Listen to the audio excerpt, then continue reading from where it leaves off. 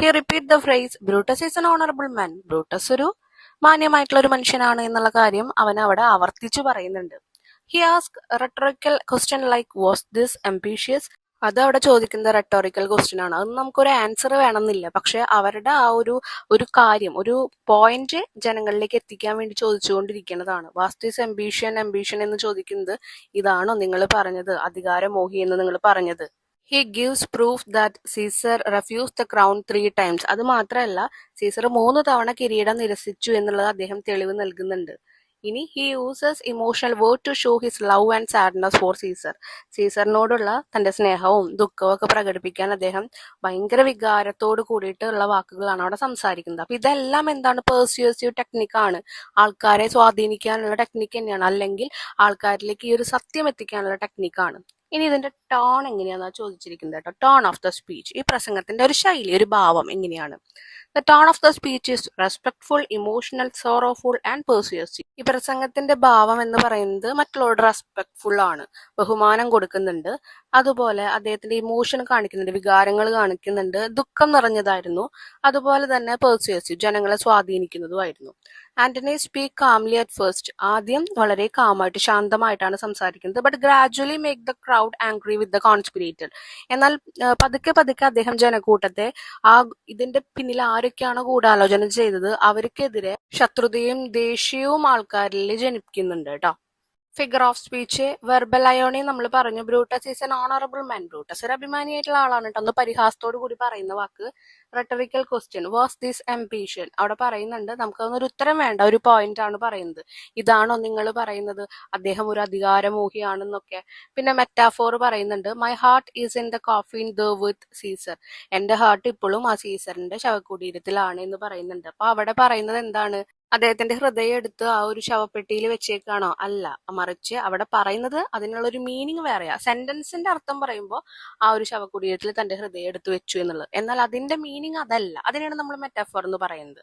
അതിന്റെ മീനിങ് എന്താണ്? അദ്ദേഹത്തിന്റെ വിഷമോ, അല്ലെങ്കിൽ അദ്ദേഹം ഇപ്പോഴും മരിച്ചു കിടക്കുന്ന സീസറിന്റെ അടുത്താണ്, അദ്ദേഹത്തിന് അത്രയധികം വേദനയുണ്ട്, വിഷമമുണ്ട് എന്ന് കാണിക്കുന്ന ലൈനാണ്. റിപ്പീറ്റേഷൻ ആയിട്ടുള്ള ലൈൻ നമുക്കറിയാലോ. Brutus is an honourable man. Brutus ഒരു അഭിമാനിയായിട്ടുള്ള ആളാണ് കേട്ടോ എന്ന് പറഞ്ഞുകൊണ്ടിരിക്കുന്നുണ്ട്. ഇനി അതിന്റെ കൺക്ലൂഷൻ എന്ന് പറഞ്ഞ ഹെഡിങ് ഒന്നും കൊടുക്കരുത്. നിങ്ങൾ ഒരു പാരഗ്രാഫ് ആയിട്ട് വേണം കൺക്ലൂഷൻ എഴുതാനായിട്ട്. This speech is a powerful example of Shakespeare's writing. ഷേക്സ്പിയറിന്റെ റൈറ്റിംഗിന്റെ ഒരു പവർഫുൾ എക്സാമ്പിൾ ആണ് ഇത്. Through blank versa, irony, rhetorical question, repetition, emotional appeal, Antony proved that Caesar was not ambitious and win the support of Roman people. Caesar ഒരു അധികാരമോഹിയല്ല എന്നുള്ളത് തെളിയിക്കുകയും ചെയ്തു. അതിന്റെ കൂടെ തന്നെ റോമനിലെ ആൾക്കാരുടെ മനസ്സെല്ലാം കവർന്നു ആരെ? സീസറിനെ കൊണ്ട്. It teaches us that truth, loyalty and the right use of words can influence others. നമ്മൾ സത്യസന്ധരാണ്, നമ്മുടെ ഭാഗത്ത് ന്യായം ഉണ്ടെങ്കിൽ നമുക്ക് നല്ലവരായിട്ടുള്ള ആൾക്കാരുടെ ഹൃദയത്തിനെ ഇൻഫ്ലുവൻസ് ചെയ്യാൻ, പ്രചോദിപ്പിക്കാൻ നമ്മുടെ വാക്കുകൾക്ക് കഴിയുമെന്നാണ് ഈ ഒരു സ്പീച്ച് നമ്മളെ പഠിപ്പിക്കുന്നത് കേട്ടോ. അപ്പോൾ ഇത്രയും കാര്യങ്ങൾ നിങ്ങൾക്ക് മനസ്സിലായല്ലോ. 10th ക്വസ്റ്റിൽ എയും ബിയും ഉണ്ടായിരുന്നു. നിങ്ങൾക്ക് ഏതെങ്കിലും ഒരെണ്ണം അറ്റൻഡ് ചെയ്താൽ മതി. ഞാൻ എല്ലാത്തിന്റെയും ആൻസർ ഇവിടെ തരുന്നുണ്ട് കേട്ടോ. Here are two excerpts from the play Julius Caesar. They are the words of Brutus and Mark Antony delivered the occasion of Caesar's funeral. സീസറിന്റെ മരണാന്തര ചടങ്ങിലെ ആന്റണിയും ബ്രൂട്ടസും പറയുന്ന രണ്ട് കാര്യങ്ങളാണ് അവിടെ രണ്ട് കോളത്തിലായിട്ട് എഴുതിയിരിക്കുന്നത് കേട്ടോ. ബ്രൂട്ടസ് പറയുന്നുണ്ട്, not that I love Caesar less but that I love Rome more. ഞാൻ സീസറിനെ കുറച്ച് സ്നേഹിച്ചുകൊണ്ടല്ല, എനിക്ക് അതിനേക്കാൾ ഇഷ്ടമായിരുന്നു ഈ രാജ്യത്തെ എന്ന് ബ്രൂട്ടസ് അവിടെ പറയുന്നുണ്ട്. ബ്രൂട്ടസ് പറയുന്നത് തികച്ചും ക്രൂവലായിട്ടുള്ള ഒരു കാര്യം തന്നെയാണ്. കാരണം അവനായിരുന്നു അധികാരമോഹി, നമുക്കറിയാം. As Caesar loved me, I wept for him. As he was fortunate, I rejoiced at it. As he was brave, I honor him. But he was ambitious, I killed him. ഇതിൽ പറയുന്നത് എന്താണെന്ന് വെച്ച് കഴിഞ്ഞാൽ സീസറിന്റെ കാര്യങ്ങളാണ് പറയുന്നത് കേട്ടോ. പിന്നീട് ആദ്യം അവൻ പറഞ്ഞ എന്താണ്? സീസറിനെ ഞാൻ എനിക്ക് സീസറിനോട് സ്നേഹക്കുറവ് ഉണ്ടായിട്ടല്ല, പക്ഷെ റോമിനെ ഞാൻ അതിനേക്കാൾ കൂടുതൽ സ്നേഹിക്കുന്ന കാരണമാണ് ഞാൻ അവനെ കൊന്നത്. സീസർ എന്നെ സ്നേഹിച്ചിരുന്നതിനാൽ ഞാൻ അവനെ ഓർത്ത് കണ്ണീർ വാർക്കുന്നുണ്ട്. അതാണ് ഐ വീപ് ഫോർ ഹിം എന്ന് പറയുന്നത്. As he was fortunate, I rejoice at it. അവൻ ഭാഗ്യവാനായിരുന്നതിനാൽ ഞാൻ അതിൽ സന്തോഷിക്കുന്നു. As he was brave, I honour him എന്ന് പറയുന്നുണ്ട്. അവൻ ധീരനായിരുന്നതിനാൽ ഞാൻ അവനെ ആദരിക്കുന്നു. But as he was ambitious, I killed him. എന്നാൽ അവൻ അധികാരമോഹിയായിരുന്നതിനാൽ ഞാൻ അവനെ കൊന്നു എന്നാണ് പറയുന്നത് കേട്ടോ. അപ്പൊ അത് വളരെ നുണയായിട്ടുള്ള ഒരു പറച്ചിലായിരുന്നു പറയുന്നുണ്ടായിരുന്നു. ഇനി മാർക്ക് ആന്റണി അവിടെ പറയുന്നത് നോക്കിയേ. He had brought many captives home to Rome, whose ransom did the general coffers fill. Did this in Caesar seem ambitious? when that the poor have cried, Caesar hath wept. Ambitious should be made of steamer stuff. Yet Brutus says he was ambitious. And Brutus is an honorable man. ഇതിൽ എന്താണ് പറയുന്നത്? അവൻ പറയുന്നുണ്ട് അവിടെ ഒരുപാട് captives home to Rome എന്ന് പറയുന്നത് he Haat boat. അപ്പോൾ എന്താ അവിടെ പറയുന്നത്? ഒട്ടനവധി തടവുകാരെ റോമിലേക്ക് കൊണ്ടുവരികയും അവിടുത്തെ റാൻസം, ഞാൻ നേരത്തെ പറഞ്ഞു, അവിടുത്തെ മോചനദ്രവ്യം എന്ന് വെച്ചാൽ മോചനത്തിനായിട്ട് വരുന്ന ആ ഒരു ക്യാഷ് ആയാലും കാര്യങ്ങളായാലും അവൻ എന്ത് ചെയ്യുന്നുണ്ട്? Whose ransom did the general coffers fill. Coffers എന്ന് വെച്ചാൽ എന്താ നമ്മൾ പറഞ്ഞേ? അവിടുത്തെ ആ ഒരു ഖജനാവ് അല്ലെങ്കിൽ ഭണ്ഡാരം എന്നൊക്കെ അർത്ഥം. അത് നിറയ്ക്കാൻ വേണ്ടിയിട്ട് അവൻ അങ്ങനെ ഹെൽപ്പ് ചെയ്തിട്ടുണ്ട്. എന്തിനു വേണ്ടിയിട്ടാ? അവിടുത്തെ റോമിലെ ആൾക്കാർക്ക് വേണ്ടിയിട്ട്. അപ്പൊ പിന്നെ അവൻ ചോദിക്കുകയാണ്, ഇതിൽ സീസർ ഒരു അധികാരമോഹിയായിട്ട് നിങ്ങൾക്ക് തോന്നുന്നുണ്ടോ എന്ന് ചോദിക്കുക. പിന്നെ പറയുന്നത് എന്താ? When that poor have cried Caesar hath wept. നമ്മൾ ഓൾറെഡി പറഞ്ഞു, പാവപ്പെട്ടവർ കരഞ്ഞപ്പോഴൊക്കെ സീസറും ഒപ്പം കരഞ്ഞിട്ടുണ്ട്. അപ്പോൾ അധികാരമോഹമുള്ള ambitious should be made of sterner stuff എന്നാ പറഞ്ഞിരിക്കുന്നത്. അധികാരമോഹമുള്ള ആൾക്കാർ ഇതിലും കഠിനമായ ഒന്നുകൊണ്ടായിരിക്കും നിർമ്മിക്കപ്പെടുന്നത്. അപ്പൊ അവരങ്ങനെ പെട്ടെന്നൊന്നും കരയില്ല എന്നാ പറയുന്നത്. എന്നാൽ അദ്ദേഹം കരഞ്ഞു, അധികാരമോഹിയല്ല. അപ്പോ എന്നാൽ yes Brutus says he was ambitious. എന്നാൽ ഇവിടെ ബ്രൂട്ടസ് പറയുന്നത് അധികാരമോഹി ആയിരുന്നു എന്നാണ് കേട്ടോ. എന്നാൽ ബ്രൂട്ടസ് ഒരു മാന്യനായിട്ടുള്ള ഒരു വ്യക്തിയാണ്. ഇതാണ് രണ്ടാളും പറയുന്ന കാര്യങ്ങൾ. Both Brutus and mark Antony talk about Caesar's ambition and how much they cared for him. Brutus claims Caesar had to be killed for Rome's welfare, while Antony insists Caesar showed no signs of ambition. Which of their argument do you find more convincing, and what does each speaker want the people to think? Write your response in a paragraph. ബ്രൂട്ടസും Mark ആന്റണിയും സീസറും ഒക്കെ അദ്ദേഹത്തിന്റെ അമിത ആഗ്രഹത്തെ കുറിച്ചിട്ട്, അതാണ് നമ്മൾ ambition എന്ന് പറഞ്ഞത്, ആഗ്രഹത്തെ കുറിച്ചിട്ടാണ് പറഞ്ഞത്. അതിമോഹിയാണ്. അത് രണ്ട് തരത്തിലാണ് പറഞ്ഞത്. അവർക്ക് അദ്ദേഹത്തോട് ഉണ്ടായിരുന്ന സ്നേഹത്തെ കുറിച്ചിട്ട് അവർ സംസാരിക്കുന്നുണ്ട്. റോമിന്റെ നന്മയ്ക്ക് വേണ്ടി സീസറെ കൊല്ലേണ്ടത് അനിവാര്യമായിരുന്നു എന്ന് ബ്രൂട്ടസ് അവകാശപ്പെടുമ്പോൾ സീസർ ഒരിക്കലൊരു അധികാരത്തിന്റെ മോഹിയല്ല എന്നാണ് ആന്റണി വാദിക്കുന്നത്. ഇവരിലെ ആരുടെ വാദങ്ങളാണ് നിങ്ങൾക്ക് കൂടുതൽ ബോധ്യപ്പെട്ടത്? ഓരോ പ്രസംഗകനും ജനങ്ങൾ എന്ത് ചിന്തിക്കണമെന്നാണ് ആഗ്രഹിക്കുന്നത്? നിങ്ങളുടെ മറുപടി ഒരു പാരഗ്രാഫായിട്ട് എഴുതാനാണ് പറഞ്ഞിരിക്കുന്നത്. അപ്പൊ നിങ്ങൾക്ക് ആരാണ് കറക്റ്റ് എന്നാണ് തോന്നുന്നത്, അതെന്തുകൊണ്ട് എന്നുള്ളത് നിങ്ങൾ എന്ത് വേണം? ആ ഒരു പാരഗ്രാഫായിട്ട് എഴുതണം. I find Mark Antony's argument more convincing because he gives clear example to prove that Caesar was not ambitious. Mark ആന്റണിയുടെ വാദങ്ങളാണ് എനിക്ക് കൂടുതൽ ബോധ്യപ്പെട്ടത്. കാരണം സീസർ അവിടെ ഒരു അധികാരമോഹിയല്ല എന്ന് തെളിയിക്കാൻ അദ്ദേഹം വ്യക്തമായ ഉദാഹരണങ്ങൾ നൽകിയിട്ടുണ്ട്. He says that Caesar brought wealth to Rome through war, felt pity for the poor and refused the crown 3 times. അപ്പോ ഇവിടെ എന്ത് പറയുന്നുണ്ട്? യുദ്ധത്തിലൂടെ സീസർ റോമിലേക്ക് സമ്പത്ത് കൊണ്ടുവന്നിട്ടുണ്ടെന്നും പാവപ്പെട്ടവരോട് കരുണ കാണിച്ചുവെന്നും 3 തവണ രാജകിരീടം നിരസിച്ചു എന്നും ആന്റണി പറയുന്നുണ്ട്. അപ്പോ ഒരു അധികാരമോഹിയായിട്ടുള്ള ആൾക്ക് എങ്ങനെയാണ് ഈ 3 തവണ ഈ ഒരു രാജകിരീടം വേണ്ടെന്ന് വെക്കാൻ തോന്നുക? അതുപോലെ പാവപ്പെട്ടവരോട് ഇത്രയും കരുണ തോന്നുക എങ്ങനെയാ? അതുപോലെ യുദ്ധം ചെയ്ത് അവിടേക്ക് സമ്പത്ത് കൊണ്ടുവരാൻ എങ്ങനെയാണ് അദ്ദേഹത്തിന് തോന്നുക? These actions show that Caesar cared more about Rome than about gaining power. അപ്പോൾ ഈ പ്രവർത്തികൾ കാണിക്കുന്നത് സീസറിന് സ്വന്തം അധികാരത്തെക്കാൾ കൂടുതൽ താല്പര്യം റോമിന്റെ കാര്യത്തിലായിരുന്നു എന്നാണ്. On the other hand, Brutus only says that he killed Caesar because he was ambitious, but does not provide enough evidence. എന്നാൽ ഇവിടെ മറുവശത്ത് സീസർ അമിതാഗ്രഹി എന്ന് വെച്ചാൽ എന്താണ്? അധികാരമോഹിയാണെന്നാണ് അവിടെ ആര് പറയുന്നത്? ബ്രൂട്ടസ് പറഞ്ഞുകൊണ്ടിരിക്കുന്നത് കേട്ടോ. അദ്ദേഹത്തെ, ആ സീസറിനെ താൻ കൊന്നത് അവിടെ ഇങ്ങനെ ഒരു അധികാരമോഹി ആയതുകൊണ്ടാണെന്നും അദ്ദേഹം പറയുന്നുണ്ട്. എന്നാൽ അതിനെ അംഗീകരിക്കാൻ വേണ്ടി അല്ലെങ്കിൽ സാധൂകരിക്കാൻ വേണ്ടിയിട്ട് ആവശ്യമായിട്ടുള്ള തെളിവുകളൊന്നും അദ്ദേഹം നൽകുന്നുമില്ല. എവിഡൻസ് എന്ന് പറഞ്ഞാൽ എന്താ? തെളിവുകൾ കൊടുക്കുന്നില്ല. Brutus wants the people to believe that Caesar death was necessary to protect Rome. ഇവിടെ റോമിനെ സംരക്ഷിക്കാൻ സീസറുടെ മരണം അനിവാര്യമാണ്, അത്യാവശ്യമാണ് എന്ന് ജനങ്ങളെ വിശ്വസിപ്പിക്കാനാണ് ബ്രൂട്ടസ് ഇവിടെ ആഗ്രഹിക്കുന്നത്. Antony however want the people to realize that Caesar was innocent and the Brutus and the other conspirators were wrong to kill him. എന്നാൽ ഇവിടെ എന്താണ് വേണ്ടത്? ഇവിടെ സീസർ നിരപരാധിയാണെന്നും ബ്രൂട്ടസും മറ്റ് ഗൂഢാലോചന ചെയ്ത ആൾക്കാരും അദ്ദേഹത്തെ കൊന്നത് തെറ്റായിരുന്നു എന്നും ജനങ്ങൾ മനസ്സിലാക്കാൻ വേണ്ടിയിട്ട് ആന്റണി അവിടെ ആ ഒരു പ്രസംഗം പറയുന്നുണ്ട്. അതായിരുന്നു ആന്റണിയുടെ ആഗ്രഹം കേട്ടോ. ഇനി his speech changed the people's opinion and make the sympathise with Caesar. അങ്ങനെ ആന്റണിയുടെ ആ ഒരു പ്രസംഗം ജനങ്ങളുടെ അഭിപ്രായം മാറ്റുകയും സീസറോട് അവർക്ക് സഹതാപം തോന്നാൻ ഇടയാവുകയും ചെയ്യുന്നുണ്ട്. അവിടെ സിമ്പത്തൈസ് എന്ന് പറഞ്ഞാൽ എന്താ, സഹതാപം തോന്നാൻ ഇടയാവുകയാണ് ചെയ്തത്. കാര്യങ്ങളെല്ലാം അവർക്ക് മനസ്സിലായി. അതിന് തക്ക എല്ലാ തെളിവുകളും ആന്റണി അവിടെ പറയുന്നുണ്ട്. ഓക്കെ, അപ്പോൾ എന്റെ ഭാഗം ആർക്ക് വേണ്ടിയിട്ടാണ്? ഞാൻ പറയുന്നത് ആന്റണിയുടെ ആർഗ്യുമെന്റ് ആണ് കറക്റ്റ് എന്നുള്ളത്. എല്ലാവരും അങ്ങനെ തന്നെയാണ് പറയേണ്ടത് ആണല്ലോ. നെക്സ്റ്റ് വൺ നമുക്ക് ഇതുപോലെ തന്നെ വേറൊരു പാരഗ്രാഫ് ഉണ്ടായിരിക്കും. ആ പാരഗ്രാഫിന് ആൻസേഴ്സ് എടുത്ത് എഴുതാനുണ്ടായിരിക്കും ട്ടോ. ഇത് നമുക്ക് പഠിക്കാനുള്ള ഒരു പാരഗ്രാഫ് അല്ല, പക്ഷെ ഇതിന്റെ ആൻസേഴ്സ് ഒക്കെ കൊടുക്കുന്നുണ്ട്. നിങ്ങൾ ആ പാരഗ്രാഫ് ഒന്ന് വായിക്കുക, ആൻസേഴ്സ് ഒക്കെ ഒന്ന് നോക്കുക, എന്നിട്ട് നിങ്ങൾക്ക് ആൻസർ ഒക്കെ കറക്റ്റ് ആയിട്ട് ആ പാരഗ്രാഫിന് എടുത്ത് എഴുതാൻ പറ്റുന്നുണ്ടോ എന്നുള്ളതൊന്ന് നോക്കി കൺഫേം ചെയ്യാം കേട്ടോ. അടുത്ത സെക്ഷൻ ഓഫ് ക്വസ്റ്റ്യൻസിലെ എയും ബിയും ഉണ്ടായിരിക്കും. ഏതെങ്കിലും ഒരെണ്ണം അറ്റൻഡ് ചെയ്യാം കേട്ടോ. ഞാനിവിടെ എല്ലാത്തിന്റെ ആൻസർ കൊടുക്കുന്നുണ്ട്. നിങ്ങൾക്ക് വരുമ്പോൾ ഏതെങ്കിലും ഒരെണ്ണം അറ്റൻഡ് ചെയ്യാൻ നിൽക്കുക. എല്ലാം എഴുതരുത്, സമയം വെറുതെ കളയരുത്. അപ്പോൾ ഇവിടെ 15th ക്വസ്റ്റ്യൻ നമുക്ക് സ്റ്റാർട്ട് ചെയ്യാം. In the story A very old man with enormous wings, Gabriel Garcia portray how the society tends to isolate the one who appear weak, vulnerable and different. Based on your reading of the story, prepare a review focusing on its characterization, theme and plot development. അപ്പം നമുക്ക് A very old man with enormous wings എന്ന് പറഞ്ഞ chapter അറിയാലോ. അതിലെ ആ ഒരു മനുഷ്യൻ week ആയിട്ടാണ് വന്നത്, ഡിഫറെന്റ് ആയിട്ട് വ്യത്യസ്തനായിട്ടാണ് വന്നത്. പക്ഷെ എങ്ങനെയാണ് സൊസൈറ്റി ആളെ കണ്ടത്? കുറെ ഉപദ്രവിച്ചിട്ടൊക്കെ ഉണ്ടാവും, നമുക്കറിയാം.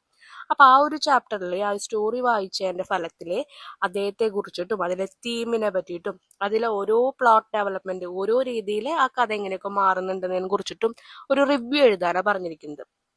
അപ്പൊ ഞാൻ നിങ്ങൾക്ക് ആദ്യം എങ്ങനെയാണ് ഒരു റിവ്യൂ എഴുതാൻ ഏത് ക്വസ്റ്റ്യൻ ആയാലും വന്നു കഴിഞ്ഞാൽ എന്തൊക്കെ കാര്യങ്ങൾ ഇൻക്ലൂഡ് ചെയ്യണം എന്നുള്ള പോയിന്റ്സ് ആദ്യം തരും, എന്നിട്ട് അതിന്റെ ആൻസർ പറഞ്ഞുതരാം കേട്ടോ. ഇതിൽ നമുക്ക് ബ്രാക്കറ്റ്സിൽ എന്തൊക്കെ കാര്യങ്ങൾ അതിൽ ഇൻക്ലൂഡ് ചെയ്യണം എന്ന് പറഞ്ഞിട്ടുണ്ട്. ആ കാര്യങ്ങളൊക്കെ നിങ്ങൾ ആൻസറിൽ ഇൻക്ലൂഡ് ചെയ്തോളോ. ഇതൊക്കെ ഇൻക്ലൂഡ് ചെയ്തുകൊണ്ട് ഞാൻ ഇപ്പൊ ആൻസർ തയ്യാറാക്കിയിട്ടുണ്ട്. നിങ്ങൾ അത് നോക്കുക കേട്ടോ. എന്തായാലും പഠിച്ചു. How to write a story review അല്ലെങ്കിൽ ബുക്ക് റിവ്യൂ എങ്ങനെ എഴുതുക? One writing a review for an exam. ഒരു എക്സാമിന് വേണ്ടി നിങ്ങൾ എഴുതുമ്പോൾ നിങ്ങൾക്ക് വേണ്ട പോയിന്റ്സ് കേട്ടോ. ഹെഡിങ് വേണം. റിവ്യൂവിന് ഫസ്റ്റ് വേണ്ടത് heading. Right the title of the story and the author's name at the top. നിങ്ങൾ വായിച്ച സ്റ്റോറിനെ കുറിച്ചിട്ടുള്ള റിവ്യൂ ആണെങ്കിൽ നിങ്ങൾക്ക് ആ സ്റ്റോറിയുടെ പേര് നിങ്ങൾക്ക് ടൈറ്റിലായിട്ട് കൊടുക്കാം. ഇൻട്രൊഡക്ഷൻ വേണം. Mention the name of the book or story, the author and A brief one line summary of what the story is about. പിന്നെ എഴുതേണ്ടത് അതിലെ ഇൻട്രൊഡക്ഷൻ ആണ്. അപ്പൊ ഏതാണ് നിങ്ങൾ ഏതിനെ കുറിച്ചിട്ടാണ് റിവ്യൂ എഴുതാൻ പോണ് അത് എഴുതുക. അതാരാണ് എഴുതിയേക്കുന്നത്, അതിൽ പറയുന്ന കാര്യങ്ങൾ 1-2 ലൈനിൽ ഇൻക്ലൂഡ് ചെയ്യുക. പിന്നെ വേണ്ടതാണ് theme. Why? Explain the main message or moral of the story. അതിലെ മെയിൻ ആയിട്ടുള്ള മെസ്സേജ് എന്താണ്, അല്ലെങ്കിൽ ആ സ്റ്റോറിയിലെ ആ മോറൽ എന്താണ് എന്നുള്ളത് അതിൽ ഇൻക്ലൂഡ് ചെയ്യണം തീമിൽ കേട്ടോ. What is the author trying to teachers about life or society. നമ്മുടെ ജീവിതത്തെ കുറിച്ചിട്ടോ സമൂഹത്തിനെ കുറിച്ചോ എന്തെങ്കിലും കാര്യങ്ങൾ പറയാൻ ഓതർ തയ്യാറാകുന്നുണ്ടോ? അങ്ങനെയാണെങ്കിൽ ആ കാര്യങ്ങളൊക്കെ എഴുതുക. അപ്പൊ ഇതിലിപ്പോ നമുക്കറിയാം ആ ഓൾഡ് മാനെ സൊസൈറ്റി ഭയങ്കര ക്രൂവൽ ആയിട്ട് ആദ്യം കാണുന്നത്. അപ്പൊ അങ്ങനെയുള്ള കാര്യങ്ങളൊക്കെ നിങ്ങൾ ഇൻക്ലൂഡ് ചെയ്യുക. പിന്നെ റിവ്യൂവിൽ എന്തൊക്കെയാണ് വേണ്ടത്? ക്യാരക്ടറൈസേഷൻ വേണം. ഹൂ? ആരെ കുറിച്ചിട്ടാണ് പറയുന്നത്? Describe the main characters. ആ സ്റ്റോറിയിൽ അല്ലെങ്കിൽ ആ ബുക്കിൽ വരുന്ന മെയിൻ ആയിട്ടുള്ള ക്യാരക്ടേഴ്സ് ആരൊക്കെയാണ്, കഥാപാത്രങ്ങൾ ആരാണ്. Talk about their appearance. അവരെങ്ങനെയാണ് കാണാൻ, അവരുടെ പേഴ്സണാലിറ്റി എങ്ങനെയാണ്, ഹൗ ദേ ബിഹേവ്, അവരെങ്ങനെ പെരുമാറുന്നുണ്ട്, ആ കാര്യങ്ങളൊക്കെ നമ്മൾ അവരെ കുറിച്ചിട്ട് എഴുതണം. റിവ്യൂലെ മറക്കരുത്. പ്ലോട്ട് ഡെവലപ്മെന്റ് എന്ന് പറയുന്നുണ്ട്. വാട്ട് എന്നാ ചോദിച്ചിരിക്കുന്നത്. Briefly explain the flow of the story. എന്താണ് വാട്ട് എന്ന് പറഞ്ഞാൽ എന്താണ് ആ കഥയിൽ സംഭവിക്കുന്നത്, ആ കഥയുടെ കംപ്ലീറ്റ് ഫ്ലോ നമ്മൾ എഴുതണം. എങ്ങനെയാണ് തുടങ്ങുന്നത്, how it begin, the main conflict or turning point in the middle, എന്താണ് അതിലെ turning point, how it end, എങ്ങനെയാണ് അത് അവസാനിക്കുന്നത്. ഇത്രയും കാര്യങ്ങൾ അതിന് ഇൻക്ലൂഡ് ചെയ്യണം. Without giving away too many spoilers if it's a mystery. എന്ന് പറഞ്ഞാൽ ഒരുപാട് കാര്യങ്ങളൊന്നും ഇൻക്ലൂഡ് ചെയ്യണ്ട. നമുക്ക് ഒരാൾക്ക് ഒരു റിവ്യൂ എന്ന് പറഞ്ഞാൽ എന്താ, ഒരു കഥ മൊത്തമല്ല. അങ്ങനെയാണെങ്കിൽ ആ കഥ ഇരുന്ന് വായിച്ചാൽ പോരെ. ആ കഥയിൽ നിന്ന് എന്ത് മനസ്സിലായോ കാര്യമാണ് നമ്മൾ അതിൽ എഴുതുന്നത്. അവസാനം അതിനൊരു കൺക്ലൂഷൻ വേണം. Give your final thought or opinion of the story. നിങ്ങളുടെ അഭിപ്രായം എന്താണ് ആ സ്റ്റോറിയെ കുറിച്ചിട്ട്, അത് എഴുതണം. You can mention who would enjoy reading it. അപ്പം നമ്മൾ പറയും പ്രായമുള്ള ആൾക്കാർക്ക് ഇത് വായിക്കാൻ ആസ്വാദകരമായിരിക്കും, അല്ലെങ്കിൽ ചെറുപ്പക്കാർക്ക് ഇത് വായിക്കാൻ ആസ്വാദകരമായിരിക്കും. അങ്ങനെയുള്ള കാര്യങ്ങൾ എഴുതണം. അപ്പൊ ആദ്യം ഹെഡിങ്, പിന്നെ അതിൽ ഇൻട്രൊഡക്ഷൻ വേണം, പിന്നെ തീം, എന്താണ് ആ സ്റ്റോറിയുടെ മോറൽ എന്ന് എഴുതണം. എന്താണ് ക്യാരക്ടർ, ആരാണ് ക്യാരക്ടർ, എന്തൊക്കെയാണ് ക്യാരക്ടറിന്റെ ബിഹേവിയർ, പേഴ്സണാലിറ്റി, അങ്ങനെയുള്ള കാര്യങ്ങൾ. പ്ലോട്ട് ഡെവലപ്മെന്റ്, എന്തൊക്കെയാണ് ആ കഥയിൽ സംഭവിക്കുന്നത്, starting, ending, middle, turning point ഒക്കെ വേണം. അവസാനം കൺക്ലൂഷൻ. മനസ്സിലായല്ലോ? ഇതൊരു ബുക്കിൽ എഴുതി വെച്ചോളോ. ഏത് ചാപ്റ്ററിന് റിവ്യൂ എഴുതണം എന്ന് പറഞ്ഞാലും ഇത്രയും കാര്യങ്ങൾ അതിൽ ഇൻക്ലൂഡ് ചെയ്യണം. ഇനി നമുക്ക് റിവ്യൂ സ്റ്റാർട്ട് ചെയ്യാം കേട്ടോ. അപ്പം ഞാനിവിടെ എല്ലാത്തിനും ഓരോ ഹെഡിങ് ആയിട്ട് കൊടുക്കുന്നുണ്ട്. അത് നിങ്ങൾക്ക് പഠിക്കാൻ എളുപ്പത്തിനും മനസ്സിലാവാനും വേണ്ടിയിട്ടാണ് അങ്ങനെ കൊടുത്തിരിക്കുന്നത്. നിങ്ങൾ റിവ്യൂ എഴുതുമ്പോൾ അങ്ങനെ ഹെഡിങ് കൊടുക്കേണ്ട ആവശ്യമില്ല. ഓക്കെ, അപ്പോൾ ആദ്യം ഒരു ഹെഡിങ് കൊടുക്കുക, A very old man with enormous wings. ഇനി ഞാൻ ഇൻട്രഡക്ഷൻ ആണ് എഴുതേണ്ടത്. ഞാൻ വീണ്ടും പറയുന്നു, റിവ്യൂവിൽ നിങ്ങളിങ്ങനെ ഓരോന്നോരോന്നായിട്ട് എന്ത് ചെയ്യേണ്ട ആവശ്യമില്ല, ഹെഡിങ് കൊടുക്കേണ്ട ആവശ്യമില്ല. ഞാൻ നിങ്ങൾക്ക് മനസ്സിലാവാൻ വേണ്ടിയിട്ടാണ് ഓരോന്നിൻ്റെയും ഹെഡിങ് പോലെ കൊടുത്തിരിക്കുന്നത് കേട്ടോ. അപ്പോൾ ഇൻട്രഡക്ഷൻ, അതിൽ നമ്മൾ സ്റ്റോറി ഏതാന്ന് എഴുതുക. The story written by Gabriel Garcia.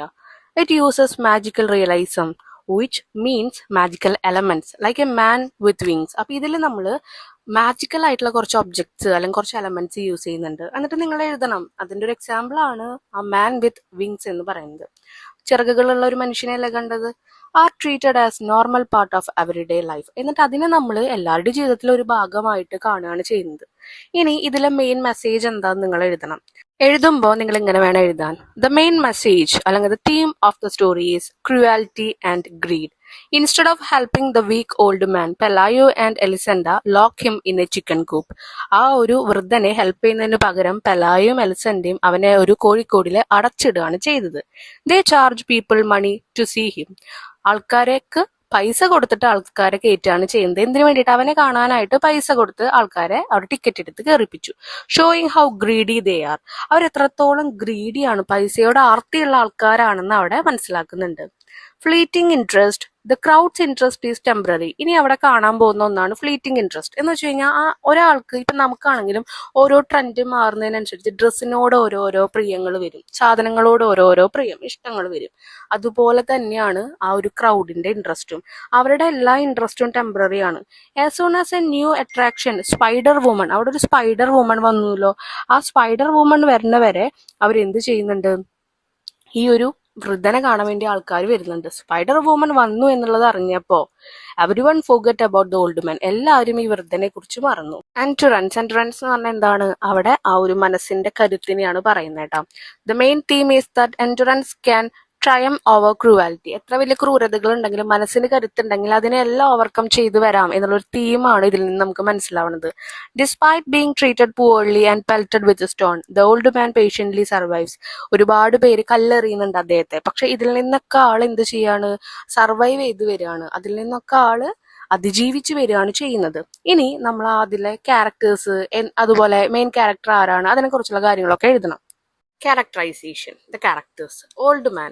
He has an unconventional appearance. He is dirty, bald, toothless and has half-plucked, muddy buzzard wings. അപ്പൊ ഇതിൽ പറയുന്നത് എന്താണ്? ആൾക്ക് മൊട്ടത്തലയാന്നുള്ളത് പറയുന്നുണ്ട്. പിന്നെ ആള് ഭയങ്കര ചെളിയൊക്കെ പറഞ്ഞിരിക്കുക. അതുപോലെ അദ്ദേഹത്തിന് പല്ലില്ല. പിന്നെന്താ പറയുന്നത്? അദ്ദേഹത്തിന്റെ ഫെദറൊക്കെ ഹാഫ് പ്ലക്ഡ് എന്ന് പറഞ്ഞാൽ കുറച്ചൊക്കെ ഇങ്ങനെ പ്ലക്ക് ചെയ്ത് വലിച്ചെടുത്ത പോലെ ഇരിക്കുന്നത്, കൊഴിഞ്ഞു പോയ പോലെയൊക്കെ ഇരിക്കുന്നത്. പിന്നെ എന്താണ്? ആ മഡി, ചെളിയിൽ ഇങ്ങനെ മുങ്ങിക്കെടുക്കാണ് അദ്ദേഹത്തിന്റെ ചിറകുകൾ. His greatest trait is patience. അതിന്റെ ഏറ്റവും വലിയൊരു മേന്മ എന്ന് പറയുന്നത് എന്താണ്? അദ്ദേഹത്തിന്റെ ക്ഷമയാണ്.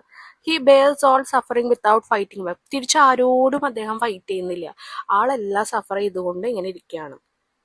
ഇനി അതിലൊരു കഥാപാത്രമായിട്ട് നമുക്ക് ആരെ എടുക്കാം? സൊസൈറ്റീനെ എടുക്കാം. സൊസൈറ്റിയിൽ നമുക്ക് ഈ പെലായോ അതുപോലെ എലിസന്റെ എല്ലാവരും വരുന്നുണ്ട് കേട്ടോ. The villagers represent the negative side of humanity. ഹ്യൂമാനിറ്റിയുടെ നെഗറ്റീവ് സൈഡാണ് വില്ലേജേഴ്സ് പറയുന്നത്. കാരണം മനുഷ്യത്വം ഇല്ല, കല്ലെറിയുന്നുണ്ട്, അതുപോലെ തൂവല് പറിച്ചു വലിച്ചെടുക്കുന്നുണ്ട്, അതിനെ എണീപ്പിക്കാൻ നോക്കുന്നുണ്ട്. അങ്ങനെ ഫുൾ ക്രൂവാലിറ്റി, ക്രൂരതകൾ. They are selfish, cruel and lack empathy. അവരോട് ഒരു എംപതി കാണിക്കുന്നില്ല, ഒരു സ്നേഹം കാണിക്കുന്നില്ല, പിന്നെ സ്വാർത്ഥരാണ്. Plot development. ഇനി സ്റ്റോറിയിൽ എവിടെയൊക്കെയാണ് സ്റ്റോറി മൂവ്സ് എന്ന് പറഞ്ഞിട്ട് എന്നുവെച്ചാൽ ആ സ്റ്റോറി എങ്ങനെയൊക്കെയാണ് പോകുന്നത് എന്നുള്ളത് ജസ്റ്റ് എഴുതണം. അപ്പൊ നിങ്ങൾ ബിഗിനിങ്, മിഡിൽ, എൻഡിങ് ഒന്നും എഴുതാൻ പാടില്ല കേട്ടോ. ഞാനത് നിങ്ങൾക്ക് മനസ്സിലാവാൻ വേണ്ടി എഴുതിയിരിക്കുന്നതാണ്. നിങ്ങൾ എഴുതണം, you find the old man groaning in the mud after A heavy Storm. വലിയൊരു കൊടുങ്കാറ്റിന് ശേഷം ആ ചെളിയിൽ ഇങ്ങനെ ഇങ്ങനെ ഇഴഞ്ഞു വരുന്നതാണ് പെലായോ കാണുന്നത്. The Angel attract A huge crowd. അങ്ങനെ പിന്നീട് ഒരു വലിയ ആൾക്കൂട്ടത്തെ തന്നെ ഈ ഒരു ഏഞ്ചൽ അട്രാക്ട് ചെയ്യാണ്, ആകർഷിക്കപ്പെടുകയാണ്. The family become rich from the admission fee. അങ്ങനെ ഫാമിലി ആൾക്കാർക്ക് കാണാനായിട്ട് ഒരു അഡ്മിഷൻ ഫീ വെച്ചതോടുകൂടി അവര് കാശുകാരായി. While the old man is ruthlessly treated like a സർക്കസിന്. എന്നാൽ ഒരു സർക്കസിലെ എനിമൽസിനെ പോലെയാണ് ഈ ഒരു ഓൾഡ് മാനെ ട്രീറ്റ് ചെയ്തിരുന്നത്. പിന്നെ അവസാനം എന്തുണ്ടായി? Over time the old man gross new feathers. അങ്ങനെ കുറെ സമയം കഴിഞ്ഞപ്പോൾ പുതിയ പുതിയ ചിറകുകളൊക്കെ ഓൾഡ് മാൻ വന്നു തുടങ്ങി. He makes A clumsy flight attempt and flies away across the sea.